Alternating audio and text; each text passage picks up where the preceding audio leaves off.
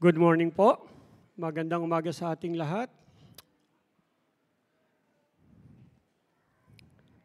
Good morning to all our GCF Northwest family and friends. Welcome. We love that you come.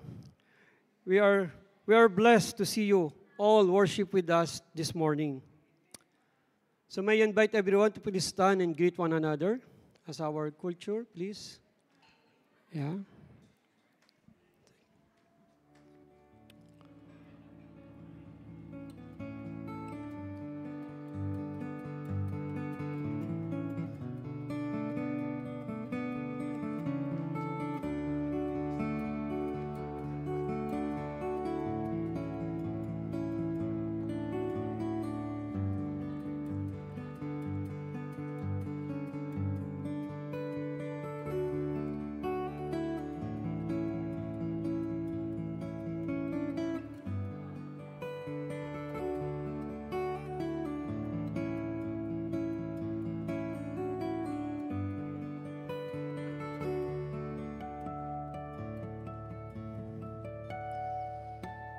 Praise God. Indeed, God is good. God is faithful for allowing His people to gather this morning. With some announcement, here are some announcement. We are limiting Sunday on-site activities due to our current limited electricity supply. We encourage everyone to finish their fellowship and activities by 1 p.m. this afternoon. For extended time with your GG fellowship or church mate, you may continue your fellowship to other location. No? Mga hanggang July po siguro yan yung ating sitwasyon na ganyan po. Another announcement, we are invited to join to GCF Northwest South Metro Youth Camp entitled Stand Out, open to high school and college students this coming June 20 to 22. No? Again, June 20 to 22 po. Registration fee is 3,700. For those interested, please register through the link or QR code plus on the screen. Ano po? Pwede po kayong pumunta sa link o yung QR code, doon po kayo mag-register. Let us pray also for provision for our attending campers this year. We encourage all our youth to join the youth camp this summer. Kasi magsa-summer na po, magbabakasyon na, so tama po ito. Time for our youth campers to refresh, ano po, at yun po ay magandang panimula po sa susunod na pasukan nila. Join us online Wednesday at 7 p.m. for a time of prayer with brothers and sisters as we continue our devotional series on Haggai and Malachi, entitled Living to Please God. We will be having our on-site gathering here at Beacon Hope every 7 p.m. po yan, every Wednesday at 7 p.m. At meron pa rin po, patuloy pa rin po yung ating live streaming po via FB. So yung pong hindi makakapunta, again, you can join online.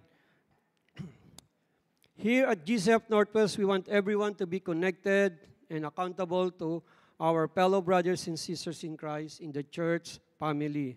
Again, we encourage you to meet with your groups to experience the GCF Northwest family community in a smaller settings. Grow together in love for the Lord and for others.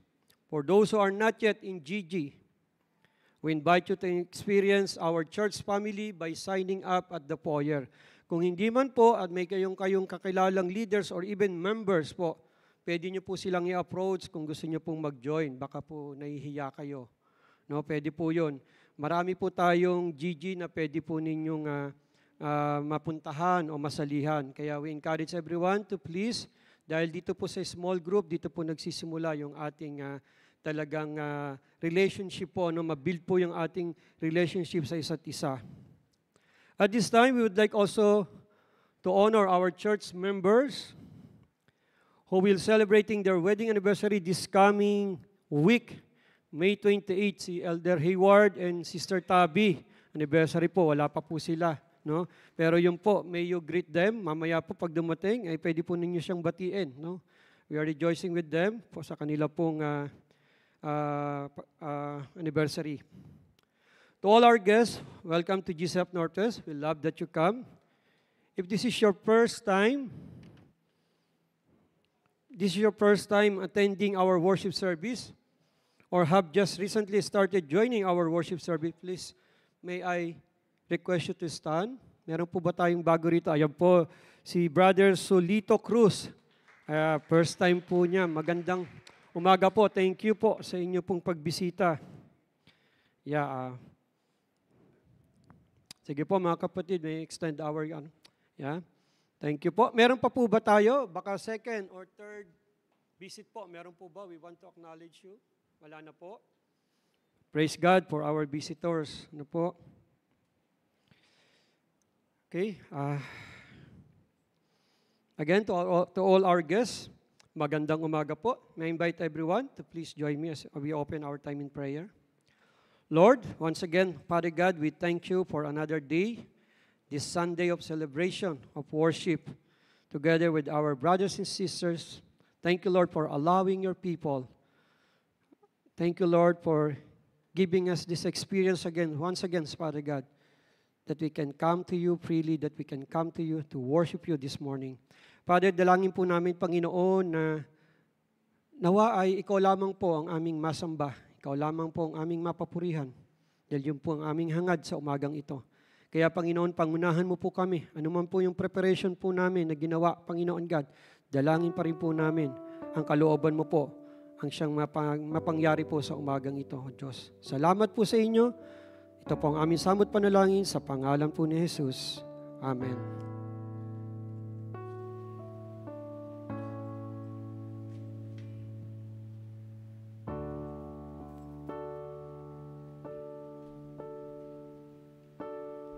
Si Yahweh ang tanging Diyos, may gawa ng lahat ng mabuti. Ang lahat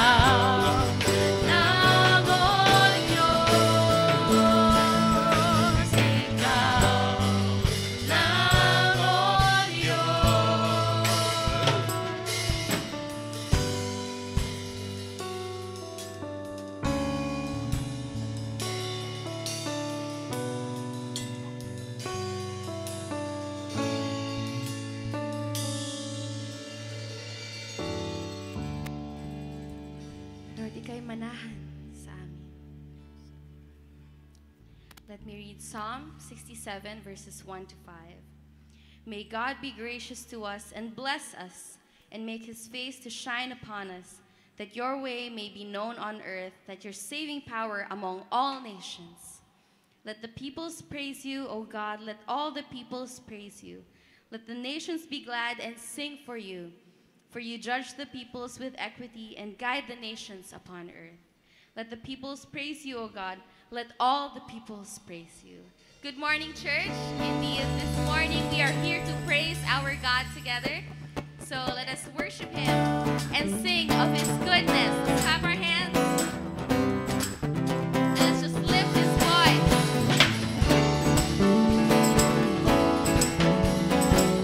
Lift our voices for the Lord.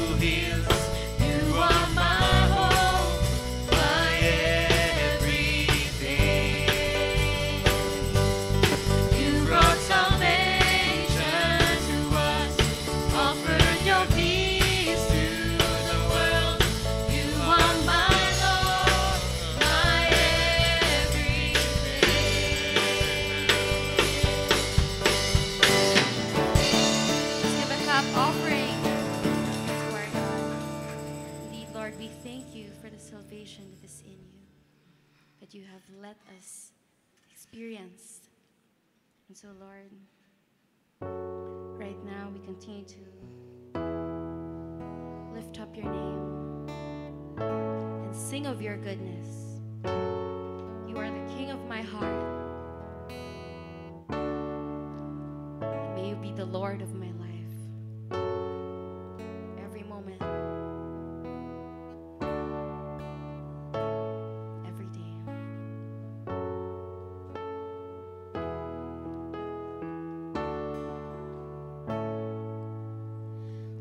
King of my heart, be the mountain where I run, the fountain I drink from.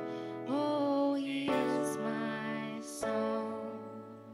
Let the King of my heart be the shadow where I hide, the ransom for my life. Oh, he is my song. 'Cause you are good, you're good.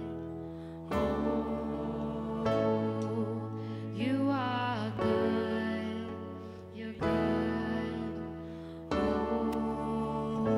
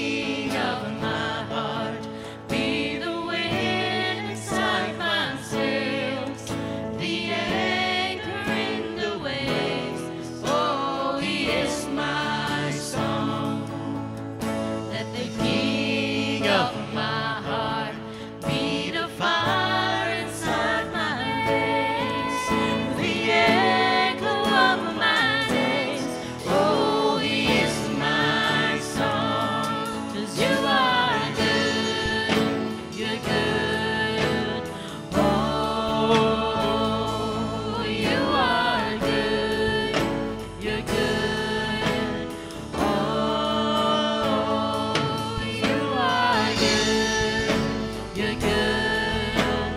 Oh, you are good. You're good. Oh,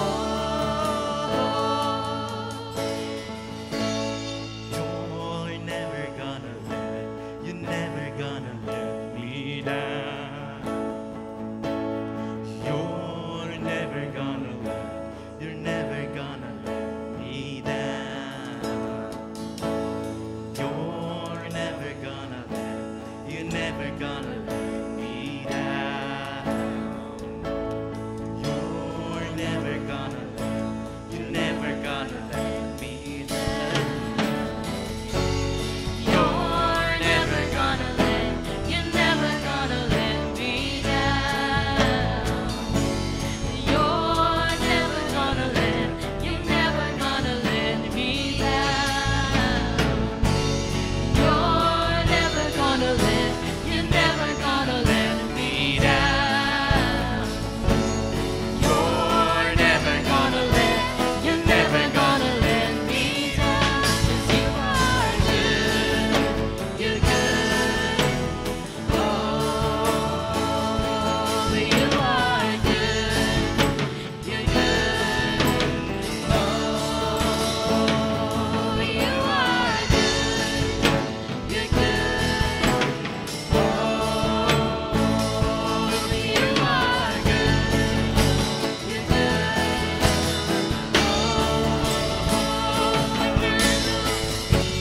You're never gonna let, you're never gonna let me down. You're never gonna let, you're never gonna let me down. You're never gonna let, you're never gonna let me down. You're never gonna let, you're never gonna let me down. You're never gonna let, you're never gonna let me down. You're never gonna let, you're never gonna let me down. 'Cause you are good, you're good. Oh, you are good, you're good. Oh, you are good, you're good. Oh, you are good, you're good. Oh, you are good. Yes, Lord, you're good. You're good. Just gonna be singing. You are good. You are good. You're good. Oh, you are good. You're good. Oh, you are good. You're good.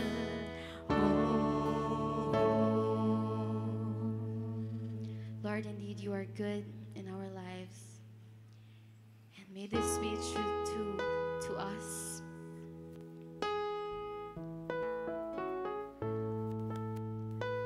And right now, just want to surrender.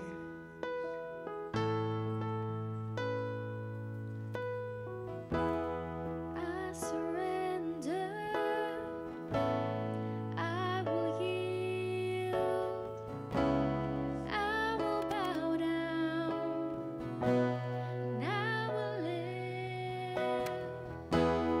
I will seek you all my days. And I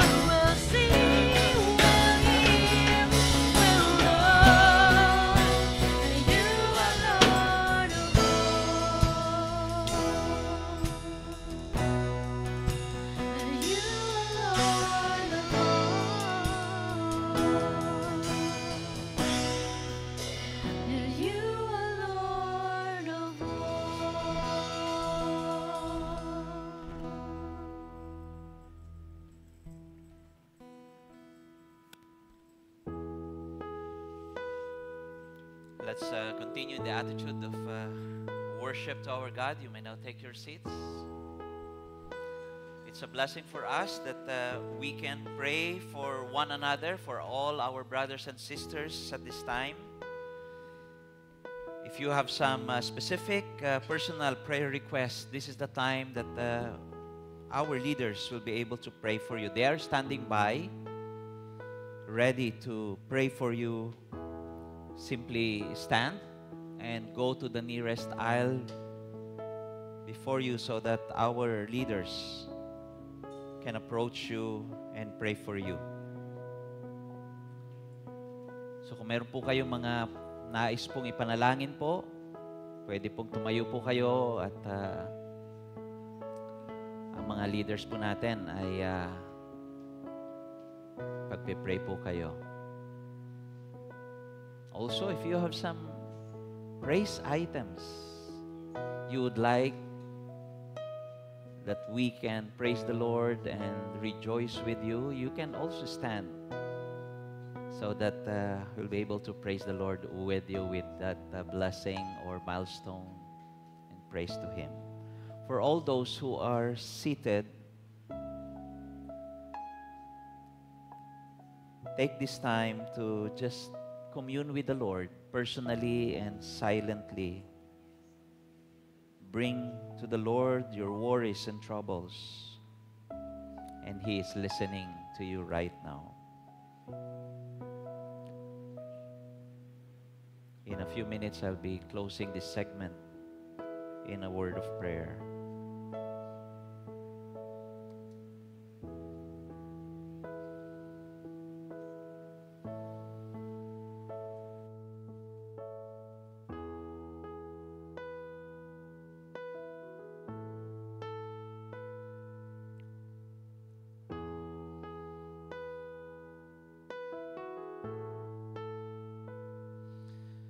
Lord God, you said in your word that we cast all our anxieties, our worries and cares before you, for you care for us. Also, you said in your word that if we lack wisdom, we can ask you, because you are our God who gives generously to those who need wisdom from you. Lord, there are troubles around us and in us, physically and emotionally, and even spiritually. Lord, you have assured us that you are our hope, our ultimate hope for all the troubles that we are going through that we cannot solve right now. Would you give us, Lord, that confidence and courage to face them, to face life with your guidance. We pray, Father, that you would empower us by your Spirit so that we will be able to fulfill your call for us and follow your lead for our lives. Would you provide for our needs? Those who are struggling right now financially, may they see your faithfulness today. Those who are in need of comfort, will you encourage their hearts? Those who are looking for wisdom and taking big decisions right now that may alter their future,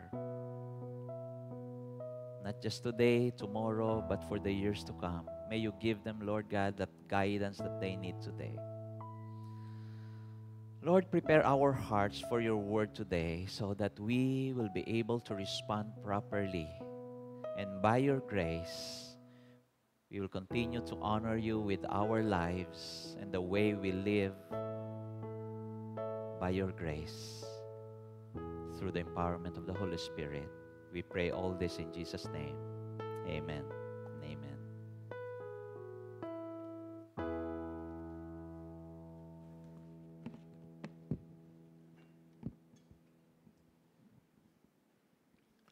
Let us continue to worship the Lord by giving our tithes and offering. In 1 Chronicles chapter 29, verses 16 to 17, from the ESV or English Standard Versions read, O Lord, our God, all this abundance that we have provided for building you a house for your holy name comes from your hand, and it is all your own. I know, my God, that you test the heart and have pleasure in uprightness. In the uprightness of my heart, I have freely offered all these things. And now I have seen your people who are present here offering freely and joyously to you. It is a passionate prayer of David, which he praises God for his greatness and acknowledges that everything he has is a gift from God and should be used to honor him. We praise God for the abundance that He showed and showered on His people in their deeds and in building His house of worship during the olden times. This is the same God that we worship today.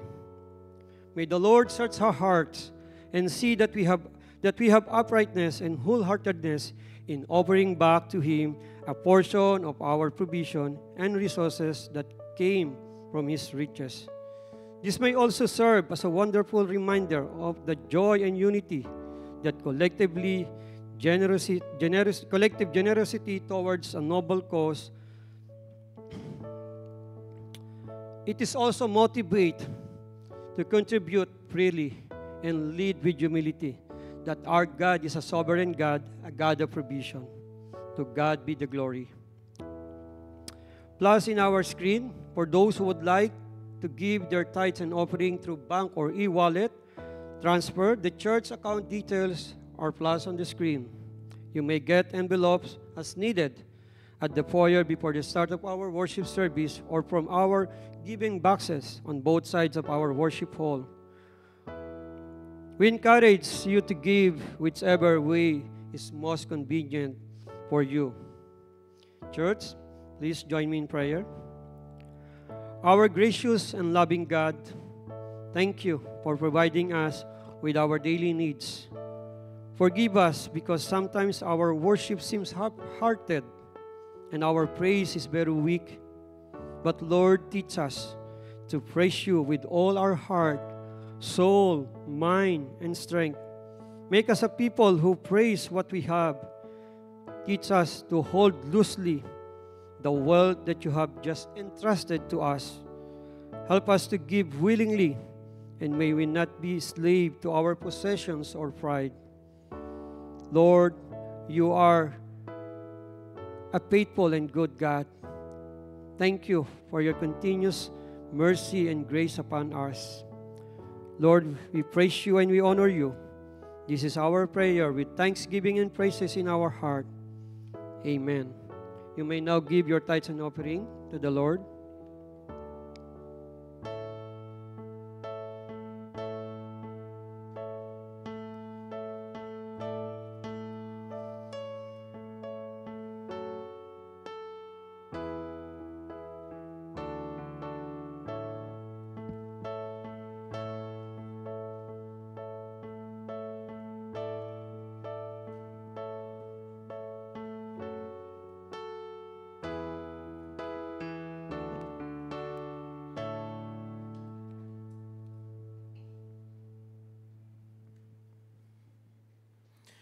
In reverence to the reading of God's Word, let's all rise. Our scripture today is found in Esther chapter 2, verse 1 to 11. From the English Standard Version, let's all read together. After these things, when the anger of King Ahasuerus had abated, he remembered Vashti and what she had done and what he had decreed against her. Then the king young men who attend him said, Let beautiful young virgin be sought out for the king, and let the king appoint officer in all the provinces of his kingdom to gather all the beautiful young virgins to the harem in Susa, to the citadel, under custody of Haggai, the king eunuch, who is in charge of the women. Let their cosmetics be given them, and let the young woman who pleases the king be queen instead of Vashti. This pleased the king, and he did so. Now there was a Jew in Susa, the citadel, whose name was Mordecai, the son of Jair, son of Shimei, son of Kish, as a Benjamite, who had been carried away from Jerusalem among the captives, carried away with Jeconiah king of Judah, who Nebuchadnezzar king of Babylon, and carried away. He was bringing up Hadassah, that is Esther, the daughter of his uncle, for she had neither father nor mother. The young woman had a beautiful figure and was lovely to look at. And when her father and her mother died, Mordecai took her as his own daughter. So when the king order and his edict were proclaimed, and when many young women were gathered in Susa, the citadel, in custody of Haggai, Esther also was taken into the king's palace and put in custody of Haggai, who had charge of the woman. And the young woman pleased him and won his favor. And he quickly provided her with her cosmetics and her portion of food, and with 7 chosen young women from the king's palace, and advanced her and her young woman to the best place in the harem. Esther had not made known her people or kindred, for Mordecai had commanded her not to make it known. And every day Mordecai walked in front of the court of the harem to learn how Esther was and what was happening to her. May the Lord bless the reading of his word. You may now take your seats. Let us prepare our hearts and mind as we listen to God's word this morning. Thank you, Brother Angel, for reading God's word for all of us. It's a little colder today because of the rains and meron daw bagyo. We thank the Lord for this opportunity that we can gather together to worship God, and I pray that as the temperature goes down, may we feel the warmth of the Lord's presence in our midst today as we prepare our hearts to listen to His word.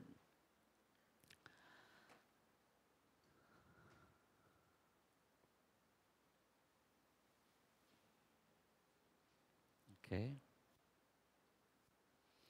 What will you do when faced with difficult situations and uncertainties? What will you do when faced with difficult situations and uncertainties? How will you take steps when directions and even outcomes are unsure?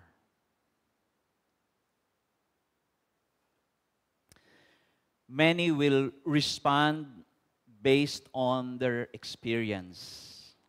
They will apply what they know and do the things the way they have done before.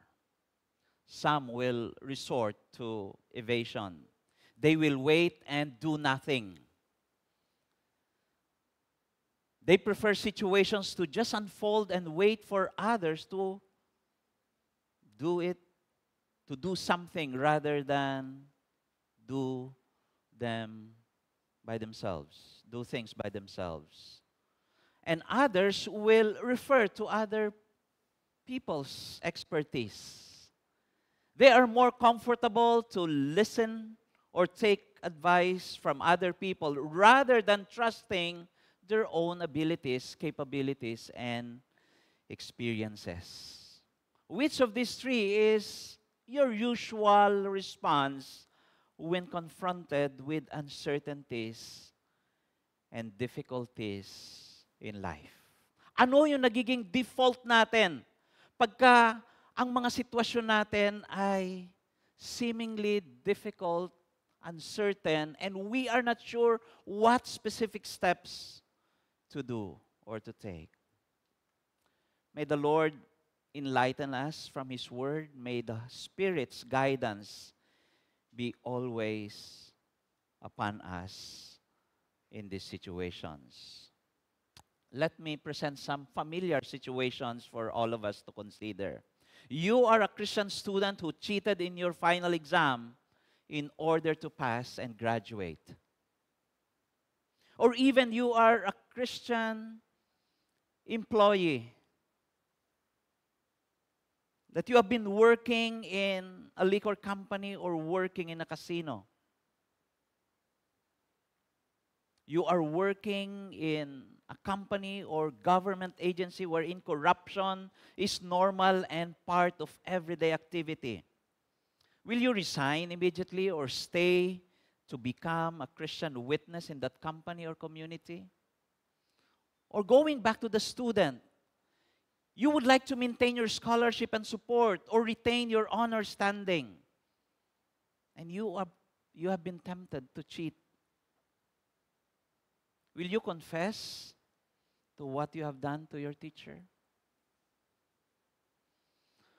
Or you have been married to an ungodly and abusive spouse, or partner with a corrupt person in your business.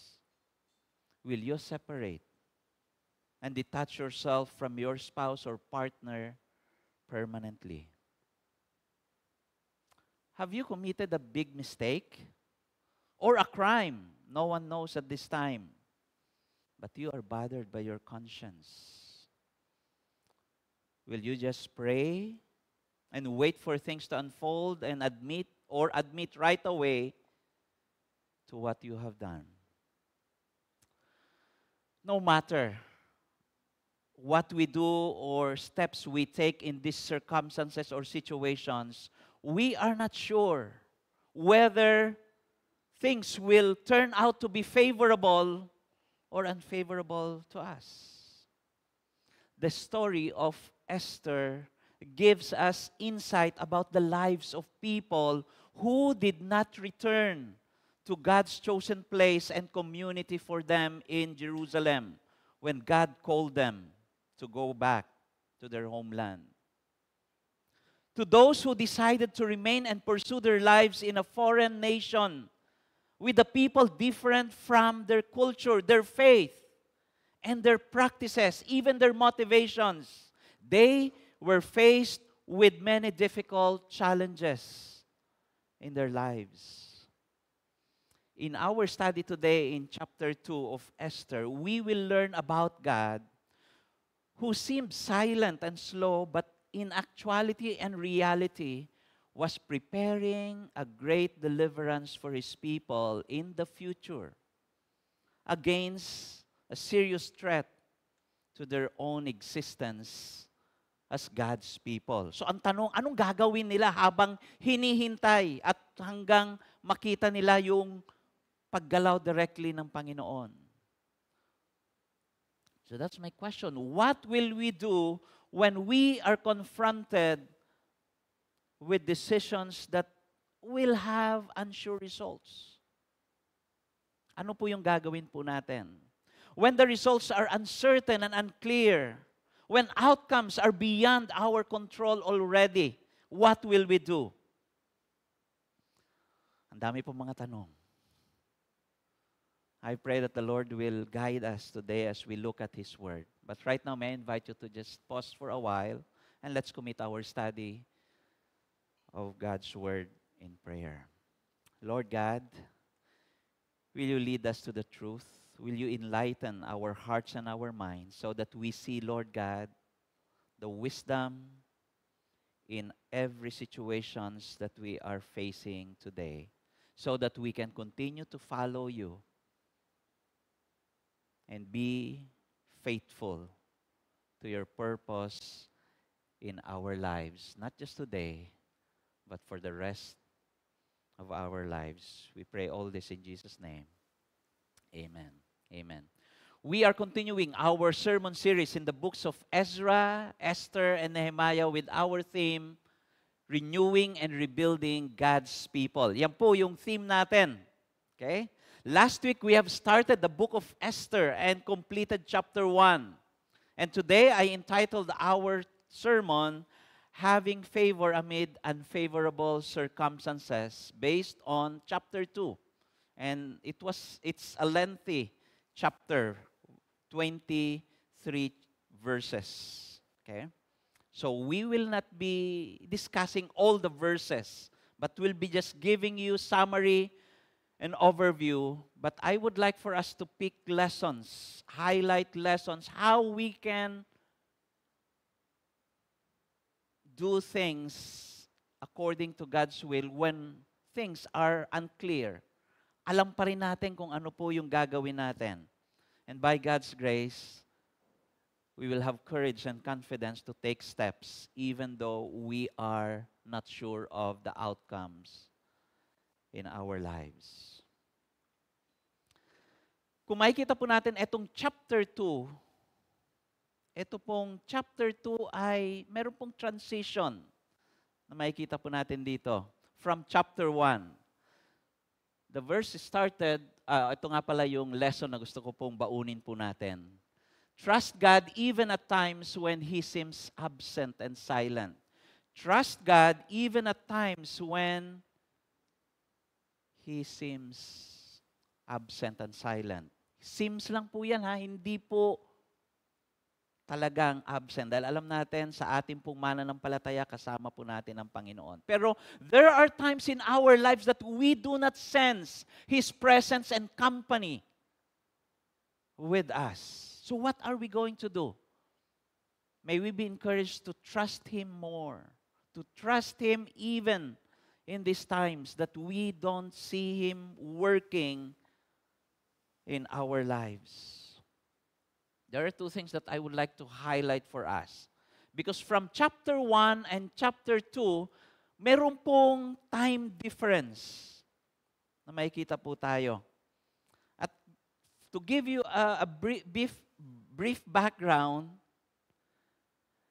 sila Esther po ay nasa Persian Empire. Alalahanin po natin na decades before or ago, tinawag na po sila ng Panginoon na bumalik sa Jerusalem. Pero kung titignan po natin yung statistics, konti lang po yung sumama po kay Zerubbabel dun sa first return. Karamihan po ng mga Jews, ng mga Israelites, nagstay po sa Babylon or Persia.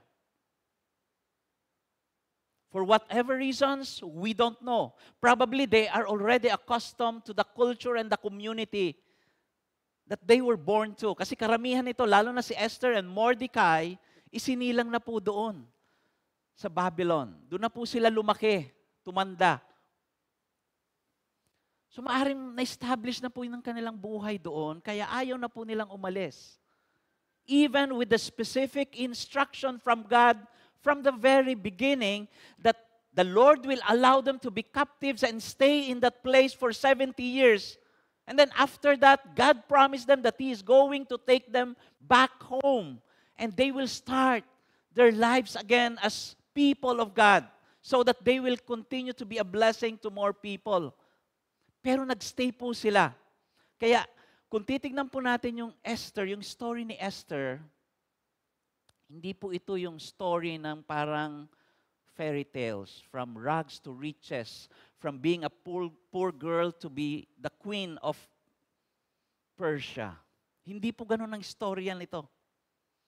Ang katotohanan po rito is that there are people of God who are living in a complex, complicated community at that time. Kaya po, yung compromises ay nangyayari po sa kanila. And we will see that in this story today. So what are we going to do when we are in such circumstances? Wala na po tayong choice, wala na po silang choice, kundi nagstay po sila, nandun po sila sa ganung kultura, sa ganung community, a community that is against their faith, hindi po naniniwala doon, and then yung mga practices po nila ay talagang taliwas doon po sa kanilang pananampalataya at tinuturo po ng Panginoon. Anong gagawin po nila? Well, una po ay we have to respond in humility to people and surrender to God. Again, our context is that they are not in an ideal situation wherein they have complete freedom for what they would like to do. No, they don't have that. So, how can they continue to live as people of God? Sa atin din ko panahunan po nito, ay ganun din po tayo. Hindi po malayo po yung sitwasyon po nila dati. Although they have a king who is all-powerful, so to speak, in their lives during that time. Siya po yung makapangyarihan, ang sole authority and power ay nasa kanya, absolute. Kung hindi ka po susunod ay alam mo kung ano ang mangyayari sa'yo. So ganyan po yung sitwasyon po nila. So ang encouragement po sa atin, if we are in such situation where we don't have control, we continue to respond in humility to people and surrender to God. Basahin po natin yung verses po rito. Sabi po rito, after these things, when the anger of King Ahasuerus had abated, he remembered Vashti and what she had done and what had been decreed against her. Then the king's young men who attended him said, let beautiful young virgins be sought out for the king, and let the king appoint officers in all the provinces of his kingdom to gather all the beautiful young virgins to the harem in Susa, the citadel, under custody of Hegai, and the king's eunuch who is in charge of the women. Let their cosmetics be given them, and let the young woman who pleases the king be queen instead of Vashti. This pleased the king, and he did so. Ito po ang umpisa. Sabi rito, after these things, if you will remember, ito pong sitwasyon na to, years have already passed from the time that they have celebrated, because according to the historians and even theologians agree that at this time, yung after these things na binabanggit po dyan ay nanggaling na po si King Ahasuerus sa war sa Greece. Okay? So bumalik na po siya. Yung pong purpose ng kanya pong big gathering and celebration sa palace was to gather support for that intended and plan to conquer and expand his kingdom through Europe in Greece. Pero alam po natin ang kasaysayan na nag-fail po siya. Although mayroon po siyang initial victories po. Pero doon po sa war or battle in Salamis, natalo po siya. And then, fearing that he will be trapped in Europe, nag-retreat po sila and then bumalik po sila sa Persia. So, yan po yung context po nito. So, imagine King Ahasuerus defeated in the battle. He prepared. Kaya po, yung lungkot, probably frustration, discouragement, ay nararanasan po niya. And sabi doon, his anger already abated, nawala na po. And then he remembered si Queen Vashti. And the word remembered dito is, he was longing. So, na-realize niya na parang hindi yata maganda yung nangyari kay Queen Vashti. Nangangailangan siya probably ng comfort, ng company during that time. Nami-miss niya po yung queen na years ago ay mayroong decree against her na i-divorce nila at nawala na po siya sa pagiging queen. Pero apparently, si King Ahasuerus or Xerxes ay hindi po natuto. Kinonsulta niya po ulit yung mga advisor niya na nag-advise dati kung anong gagawin kay Queen Vashti. At sabi rito, let's have a search. Okay? Kaya yan po yung kultura and community that these people or the people of God are living to. Meron pong kultura ng absolute power ng king, na anuman po ang gusto ng hari, mangyayari po yan at hindi po mababali. Yung mga leaders po nila ay, they are there to please the king, and whatever the king wants, they will give it. So don't ever think po yung pong search, yung in-advise po ng mga young men, ng mga advisor ni King Xerxes ay isa pong katumbas ng ating Miss Universe beauty pageant. Nanonood po ba kayo nun? Okay? Hindi po ganun yun. Hindi po nag-apply si Esther para po maging kasama po doon sa mga beautiful women na pipiliin ng hari. Actually, legally and literally, ang tawag po sa atin ngayon, nitong ginawa po nila ay sexual abuse and women trafficking. Yan po ang nangyari po niyan. That's the reason why kung titignan po natin yung sitwasyon po ni Esther ay very complex. Because from his or her very name, meron na pong conflict. Because she is a Jew na naniniwala sa ating Panginoon at sa kanyang salita, pero ang pangalan po niya ay Esther. Alam niyo po ba ang Esther? Esther is the name of the goddess of love and war sa Babylon. Ishtar. So what in the world a Jew named after the goddess of the Persian or Babylonians? And alam natin sa Bible or sa mga anak ng Panginoon or sa mga Hudyo, their names are very important. They speak of who they are. So the fact that they are already named after that, ang Hebrew name niya ay Hadassah, pero after that, hindi na pong binanggit yung pangalan niyang Hadassah, the Hebrew name, kundi Esther na.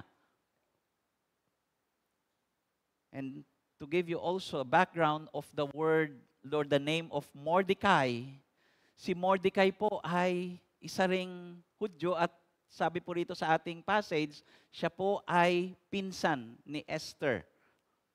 Probably ay mas matanda ng konti po kay Esther. Siya po yung nag-alaga and then naging advisor po ni Esther. Pero yung word na Mordecai ay galing po sa Babylonian god na Marduk. What in the world? A Jew named after the god of Babylon, of Babylonians. Kaya makikita na po natin dito that there are compromises that they have done along the way. They have decided to take the name of the gods in their present community and culture and leave behind their faith, so to speak, with God. Yan po yung sitwasyon po nila. Hindi po ideal, mahirap po. Pero ano pong gagawin nila? Nasa sitwasyon po sila, nasa community po sila, nang ganun po ang kultura, ganun po ang paniniwala, at ganun po ang mga ginagawa ng mga tao. So yung after these things, malaking bagay po yan na gusto ko pong tignan po natin. Okay? So imagine that situations right now. Okay? Kaya po hindi lamang po yung kultura at community na kinapararoonan nila, kundi they are also in conflicts and compromising situations. And family and friends, I would like us to understand that compromises always lead to conflicts and complications in our lives. Kung tayo po ay nagdesisyon ng taliwas sa kalooban ng Panginoon sa atin, may consequences po yan. Okay? And my prayer for us is that the Lord will give us grace and courage to stand up for our convictions always. When we are confronted with such community and culture that we are tempted to compromise and magkaroon po ng conflict sa ating pamumuhay, I pray that the Lord will give us grace so that we can continue to stand. Yan po yung sitwasyon po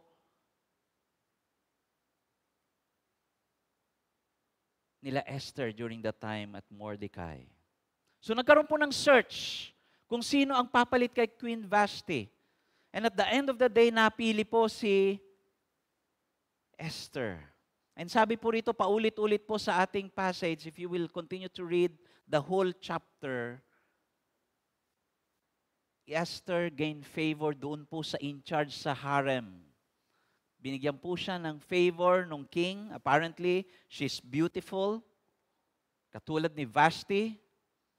Pero ito po yung yung complexity ng situation. Si Queen Vashti defied the king's order for her to be exposed to the drunken officials of the king during that time. Kaya nawala po yung pagiging queen niya.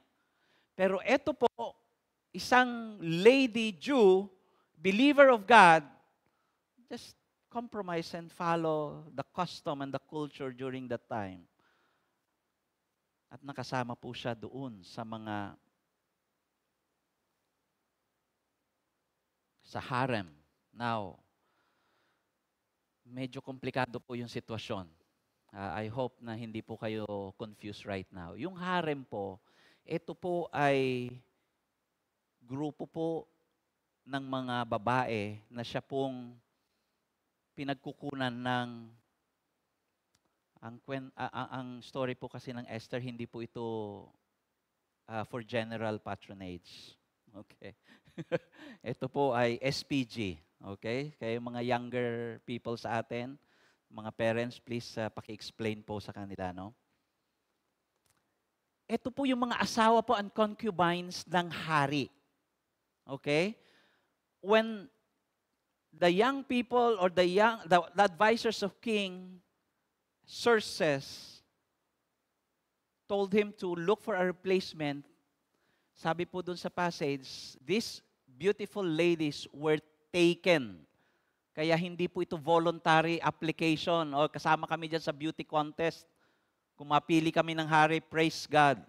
Hindi po ganun ang sitwasyon yan. They were forcefully, against their will, taken. Kung nakita ka nung in charge na nagsusearch na maganda, you are taken, and sabi natin dito, there are at least 127 provinces. Now, yung harem po, pagka nakasama ka po doon, ito pong mga ladies, young ladies and virgins, beautiful. Pagka nakasama ka po doon sa harem na yon, wala ka lang kinabukasan kung hindi ka mapili ng hari. You are not allowed to go back to your family. You are not allowed to go out from the palace. You will stay there for the rest of your lives. You cannot marry another person that you like.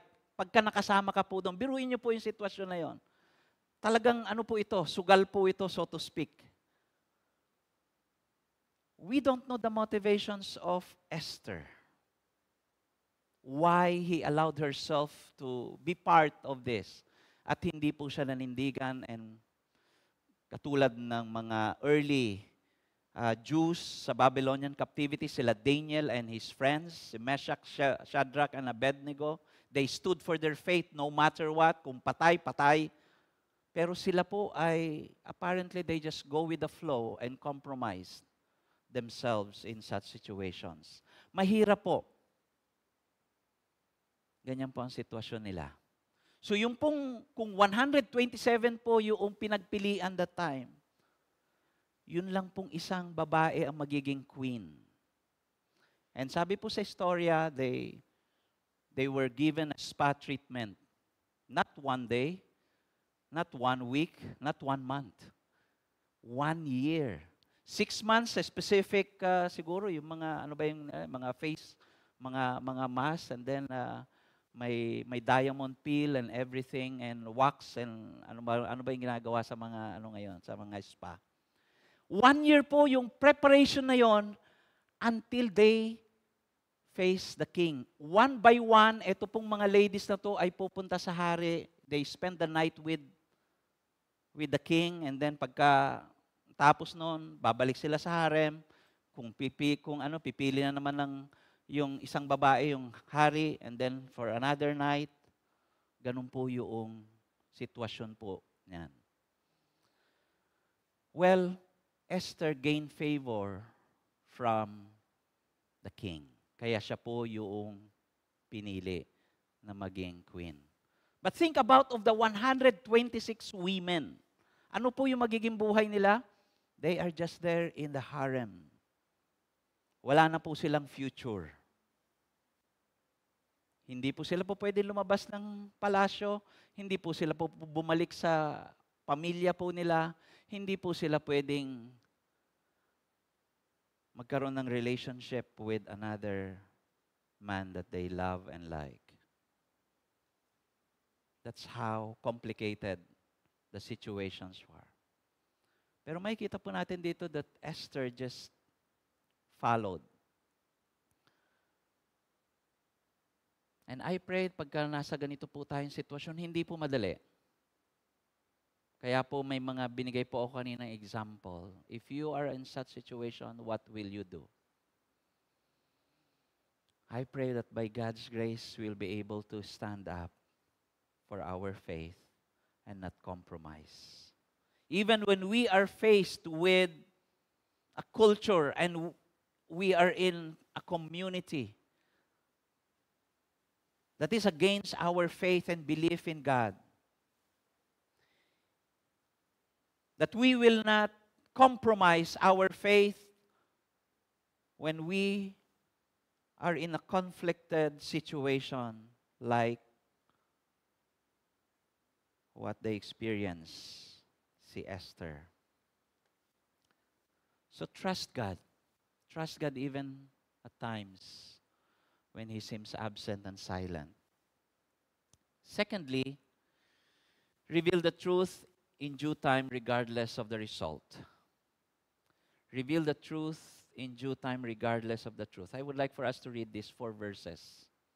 Now when the virgins were gathered together the second time, Mordecai was sitting at the king's gate. Okay?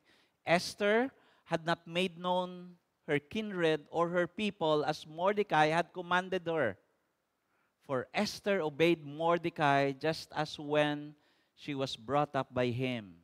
In those days, as Mordecai was sitting at the king's gate, Bigtam and Teresh, 2 of the king's eunuchs, who guarded the threshold, became angry and sought to lay hands on King Ahasuerus. Ibig sabihin, pinagplanuhan po nilang patayin o assassinate.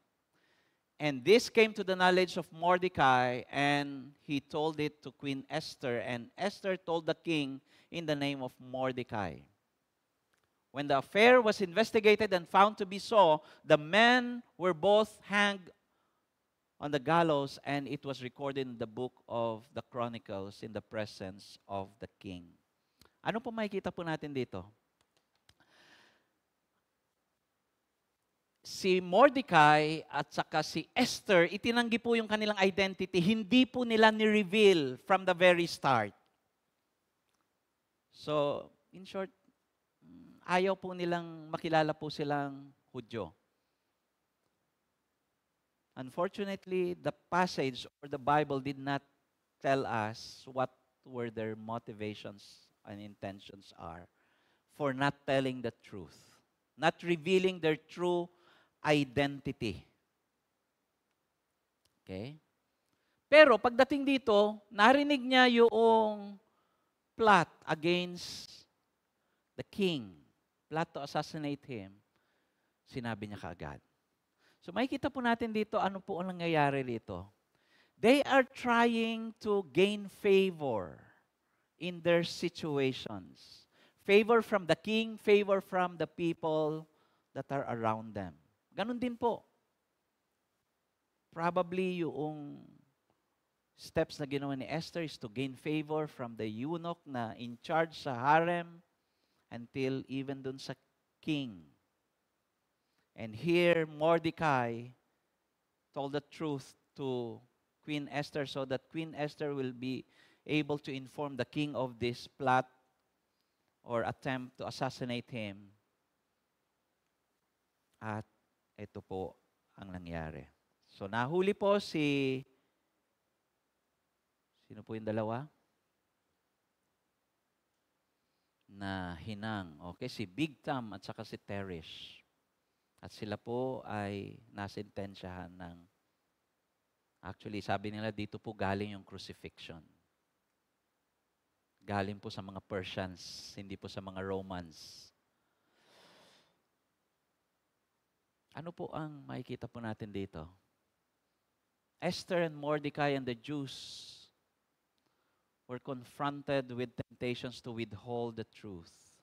We don't know the ultimate motivation of Esther and Mordecai for withholding the truth about their true identity.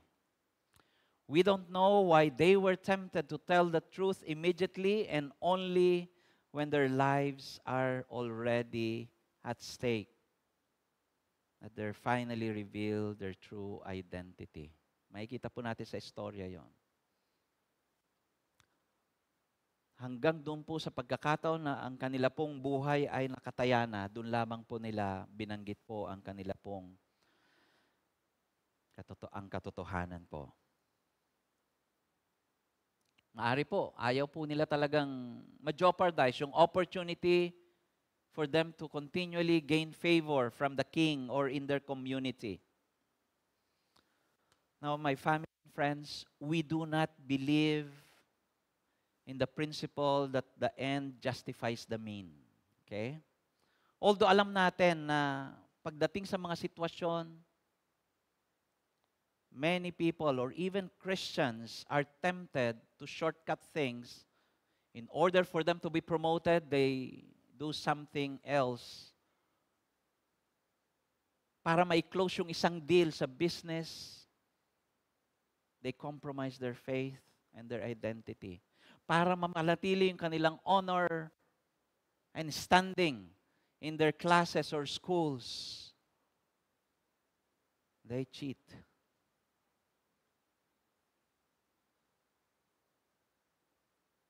I don't know your situations right now.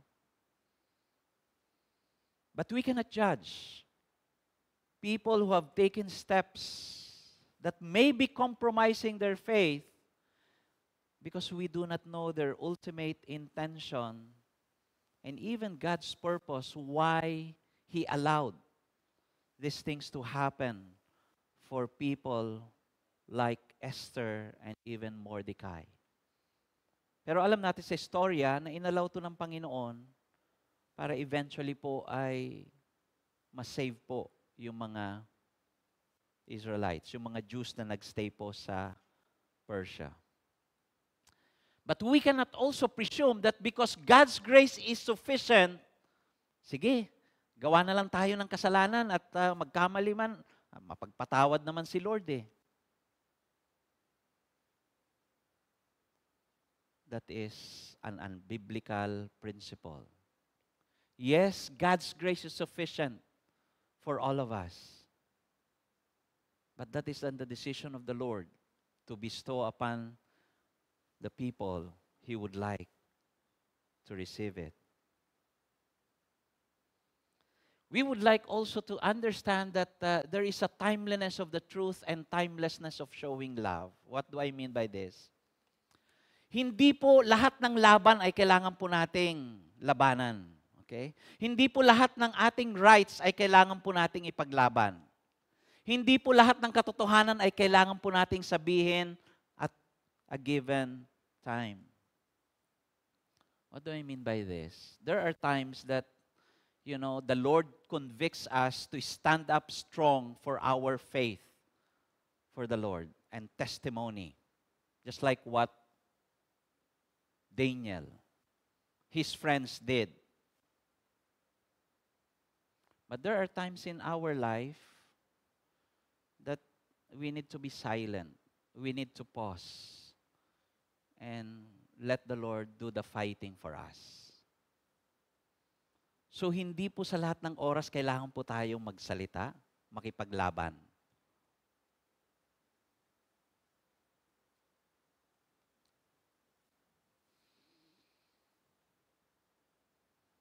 In all these situations, however, I would like us to understand that we can always show love. Okay? If you are given a choice Mamili lang kayo ng isa, manindigan sa katotohanan o ipakita ang inyong pagmamahal. What will you choose?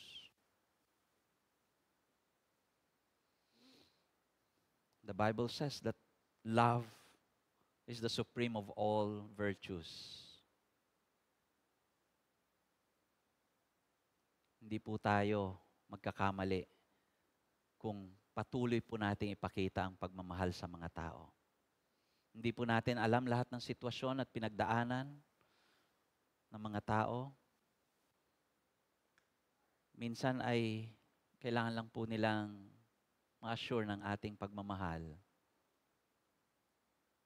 at pagkalinga.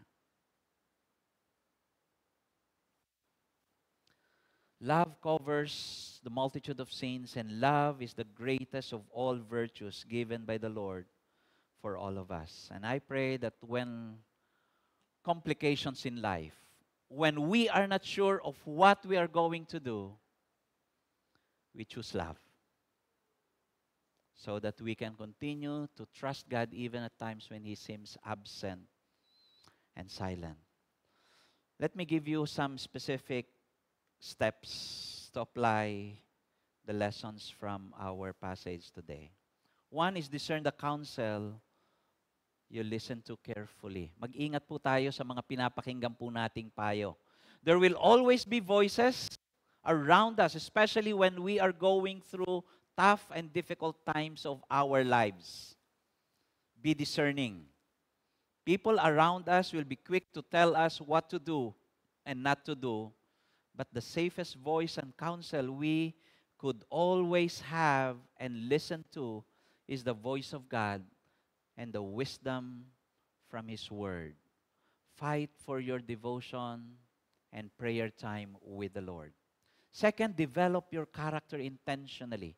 Develop your character intentionally. As I mentioned last week, our character is always tested during times of successes and struggles.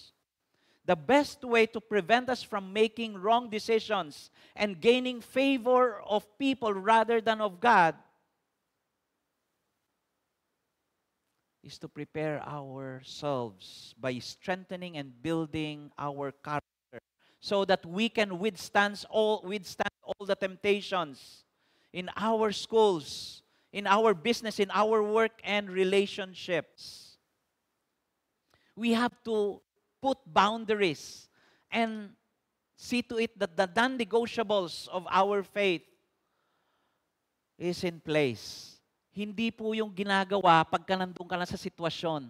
Ginagawa po yun in advance. So that when the situation arises, because you are strong already in your character, you have built those boundaries and guardrails in your lives, you can stand strong and continue to trust God and not compromise your situations. Cheating, lying, hiding, and abusing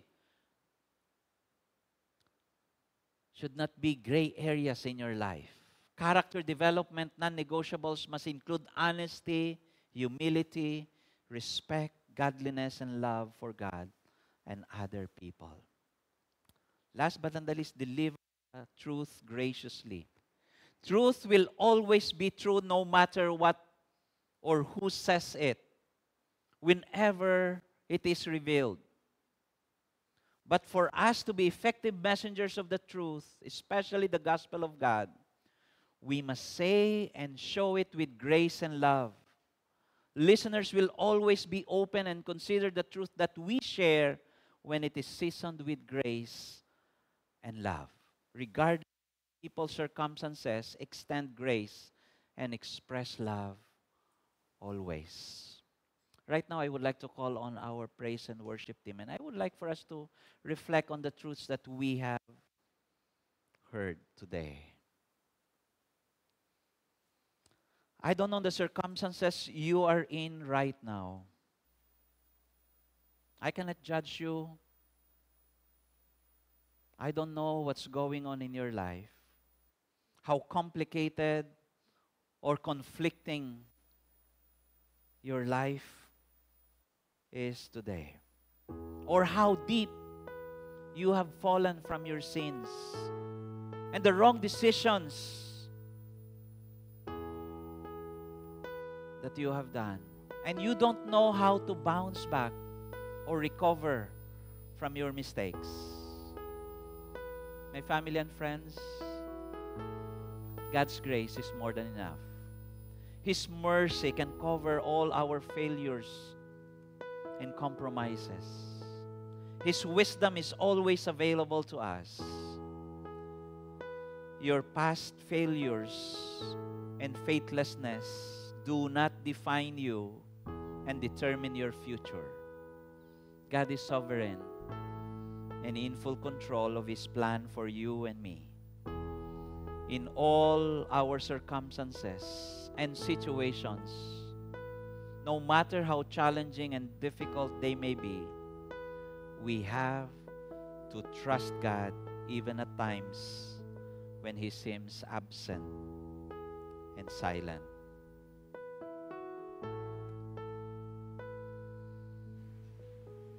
I surrender. I will yield. I will bow down. I will live. I will seek you all my days.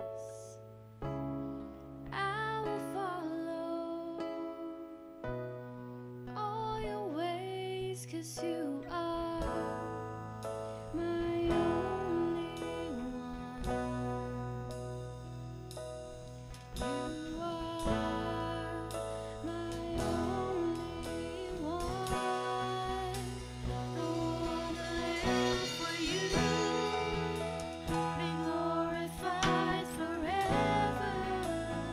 My life will declare that you alone are Lord.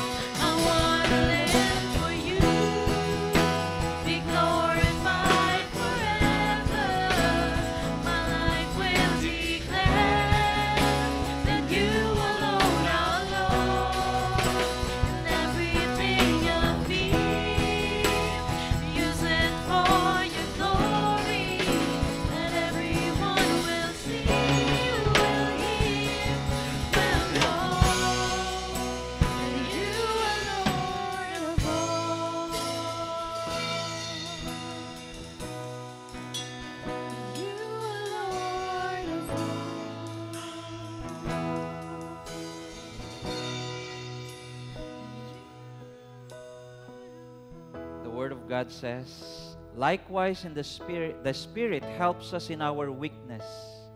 For we do not know what to pray for us we ought. But the Spirit Himself intercedes for us with groanings too deep for words. And He who searches hearts knows what is in the mind of the Spirit, because the Spirit intercedes for the saints according to the will of God. And we know that for those who love God, all things work together for good, for those who are called according to His purpose. For those whom He foreknew, He also predestined to be conformed in the image of His Son, in order that He might be the firstborn among many brothers. And those whom He predestined, He also called.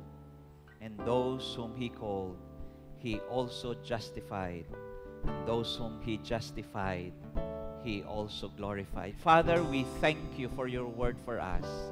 Thank You for making Your presence felt amongst Your people today. As we end our time together in worshiping You, may the love of our Lord Jesus Christ be showered in our hearts today.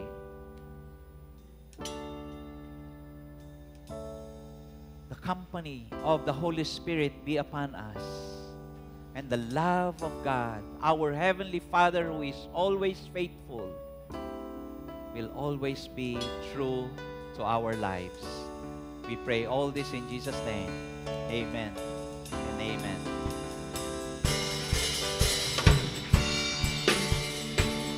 Praise God for His message. Let's sing together and stand.